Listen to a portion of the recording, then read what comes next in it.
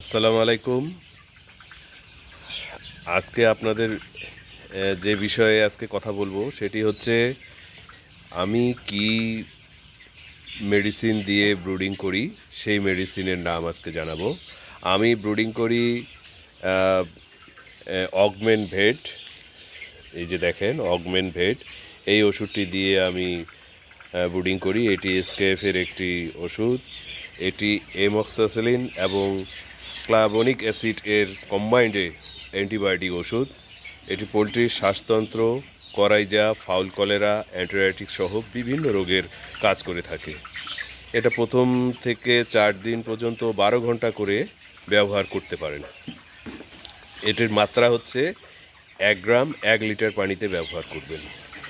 এটি চমৎকার কাজ করে। আমরা জানি যে বিভিন্ন ধরনের যে অ্যান্টিবায়োটিকগুলো আছে সেগুলো যদি আমরা প্রথম থেকেই মুরগিকে খাওয়াই, তাদের পরবর্তীতে যদি কোনো বড় রোগ হয়, সে রোগ পরবর্তীতে আমরা আর এই অ্যামক্সিসিলিন জাতীয় কিংবা অন্য কোনো ওষুধ দিয়ে আর সে রোগটা সারবে না।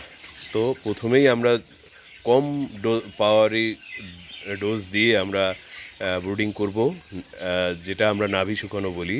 এই নাভি শুকানোর পাশাপাশি এটা শ্বাসতন্ত্রেরও কাজ করে।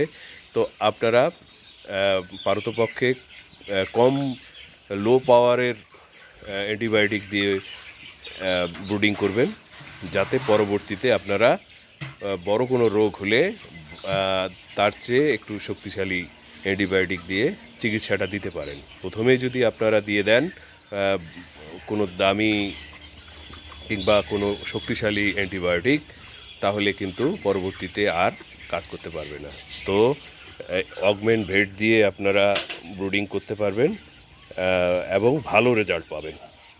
আসসালামু আলাইকুম।